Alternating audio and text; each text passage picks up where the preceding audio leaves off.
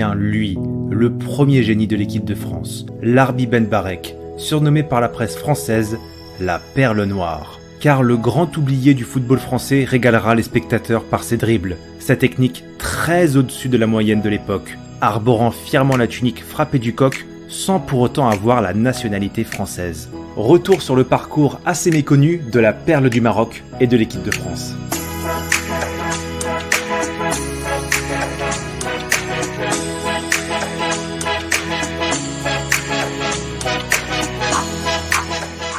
Né à Casablanca au début du XXe siècle, alors que le Maroc est sous protectorat français, Larbi Ben Barek vit une enfance paisible dans le quartier de Cuba, où les enfants de Casablanca trouvent n'importe quel chiffon enroulé qui ferait office de ballon pour jouer dans les rues. Orphelin, Larbi Ben Barek charme ses copains par son aisance technique. Le football représente déjà, au début des années 30, ce formidable vecteur pour aspirer les jeunes à rêver de toucher cette fameuse boule de cuir. En 1934, Larbi devient professionnel en effectuant ses débuts à l'Ideal Club de Casablanca, où il ne tarde pas à impressionner le public marocain. Très vite, le grand club de l'Afrique du Nord de l'époque, l'US Marocaine, s'attache ses services. Son talent saute aux yeux et fait écho jusqu'au club de la métropole, notamment lors d'une rencontre internationale organisée entre le Maroc et l'équipe de France B en 1937. C'est ce jour-là que les amateurs de foot français découvrent l'agilité et la souplesse hors du commun de Larbi Ben Barek. Plusieurs clubs se l'arrachent. Et après de nombreuses tentatives, c'est finalement l'Olympique de Marseille qui l'enrôle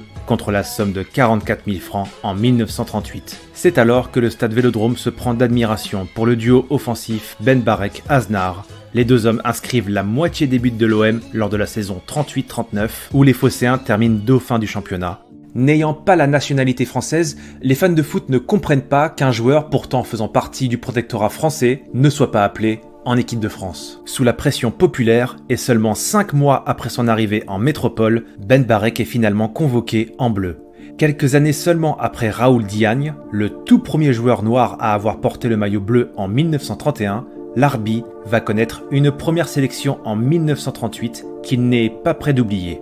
Un déplacement à Naples pour y affronter une Italie dirigée à l'époque par le dictateur Mussolini.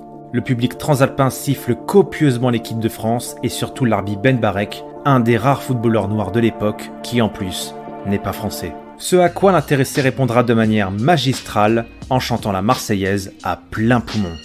Un geste de dévotion incroyable, même si l'équipe de France s'inclinera sur la plus petite démarche face aux Italiens, la plus grande victoire, c'est celle de Ben Barek, qui envoie un message plein d'humilité face à tant de haine. Naturellement, il n'en fallait pas plus pour que le public français soit conquis. Et le voit briller lors de l'éclatant succès des Bleus face à la Pologne, 4-0. Il marquera son premier but en bleu contre la Hongrie, finaliste du dernier mondial. Après 4 sélections internationales très prometteuses, sa carrière semble enfin sur le point de décoller, mais l'arrêt des compétitions à cause de la Seconde Guerre mondiale va le couper dans son élan. N'étant pas français, il n'est pas appelé dans le bataillon et se réfugie chez lui, à Casablanca, en retournant à l'US Marocaine avec son ami et coéquipier, un certain Marcel Cerdan, qui a joué au foot avant d'enfiler les gants de boxe. Deux copains qui s'occupent en jouant au foot le temps que la guerre s'achève, même si le ciel sur eux peut s'effondrer. À la fin de la guerre en 1945, le club parisien du Stade français veut monter une équipe de stars. Larbi Ben Barek signe dans le club de la capitale et jouera sous les ordres de l'entraîneur franco-argentin, un certain Helenio Herrera, connu pour prendre les commandes plus tard de l'Inter Milan des années 60, aux grandes heures du Catenaccio. Malgré le système de jeu ultra défensif choisi par Herrera, celui-ci fera de Ben Barek son créateur offensif. Résultat, la Perle Noire brille de mille feux en inscrivant plus de 50 buts en 100 matchs sur 3 saisons disputées. Il retrouve naturellement les Bleus et continue de façonner sa technique balle au pied, mais lorsque l'Atlético Madrid lui fait une proposition alléchante, il ne sera plus appelé en équipe de France. Transféré pour 17 millions de francs, un record en Espagne, son absence en bleu ne l'empêche pas d'émerveiller la péninsule ibérique. La Liga, c'est le championnat où Ben Barek a enfin pu exprimer tout son génie. Certes, le contexte n'est pas tout rose dans une Espagne franquiste, mais cette fois, il n'y a pas de guerre qui puisse interrompre Larbi dans son épanouissement. En tout cas, dans les tribunes, les spectateurs de l'Estadio Metropolitano sont conquis. Son passage à l'Atlético représente le sommet de sa carrière et marque un tournant. C'est la première fois qu'un footballeur africain se fait un nom en Europe. Et en plus de faire trembler les filets, il retrouve son ancien entraîneur, Helenio Herrera, qui reprend les rênes des Colchoneros en 1949. Benbarek Herrera, l'association parfaite pour remporter 2 championnats d'Espagne en 1950 et 1951. Après 5 années fantastiques de l'autre côté des Pyrénées, Benbarek, en fin de carrière, revient en France et retourne là où le grand public l'avait connu, à l'OM. À 37 ans, le physique de ce garçon impressionne, d'autant qu'à l'époque, on arrête une carrière de footballeur bien plus tôt que ça, mais lui a toujours soif de ballon, de régaler le public. Et comme toujours, en plus de subir le racisme hélas ordinaire à l'époque de la part des dirigeants français, il n'est toujours pas convoqué en bleu. En 1954, un match de bienfaisance est organisé entre la France et une sélection d'Afrique du Nord, dont les fonds seront reversés aux victimes du tremblement de terre de Chlef en Algérie. Aux côtés de la star franco-algérienne Mustapha Zitouni, Larbi Benbarek est de la partie, mais ne porte pas le maillot bleu sur les épaules. Il concourt en effet avec la sélection d'Afrique du Nord. Et a-t-on besoin vraiment de vous dire ce qui s'est passé ce jour-là ? La sélection nord-africaine bat l'équipe de France sur le score de 3-2 avec un Benbarek de gala. Lui, l'éternel oublié de la sélection, est de nouveau réclamé par les supporters pour revenir en équipe de France. 9 jours après, sous la pression populaire, c'est chose faite.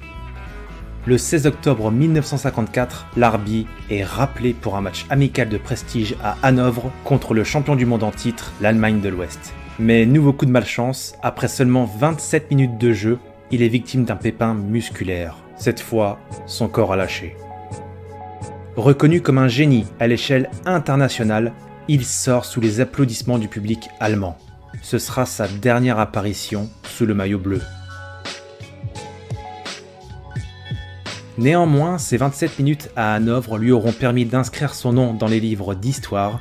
Malgré ses 17 sélections, il est encore à ce jour le joueur ayant connu la plus longue carrière en équipe de France. 15 ans et 10 mois très exactement, entre 1938 et 1954. Mais en plus, à 37 ans et 4 mois, Benbarek est encore aujourd'hui le plus vieux joueur à avoir porté le maillot tricolore, 2 perles pour le prix d'une. Après quelques courtes expériences ici et là, il mettra un terme à sa carrière à 40 ans et rentrera définitivement à Casablanca où il continuera d'enseigner le football aux plus jeunes lors d'une brève carrière d'entraîneur. Et comme un symbole de son statut d'éternel oublié, il décède chez lui en septembre 1992 dans la solitude la plus totale. Son corps sera découvert seulement quelques jours plus tard. Larbi Benbarek n'a jamais eu la nationalité française, c'est pourquoi il n'a pu disputer que des matchs amicaux avec l'équipe de France. Larbi Benbarek n'a évidemment pas eu la carrière qu'il méritait. Précurseur d'un football nouveau, avant-gardiste même, le pauvre s'est heurté à une période tourmentée de l'histoire. En fait, il n'est peut-être pas né à la bonne période. Pourtant, un jour, une légende du football l'a couvert d'éloges en une petite phrase qui en disait long sur l'impression qu'il a laissée à son époque. « Si je suis le roi du football, alors Benbarek en est le dieu ». Des mots signés du roi Pelé. En 1998, 6 ans après sa disparition, la FIFA lui décernera à titre posthume l'ordre du mérite. Mais au-delà du mérite, c'est simplement admettre que son talent n'a pas été suffisamment reconnu, ou plutôt reconnu trop tard. Ça, on doit le corriger. Réhabiliter quelque peu la vérité que le passé a voulu enterrer. De bons joueurs tricolores, il y en a eu plein avant lui. Mais la première perle des Bleus, c'était bel et bien Larbi Benbarek.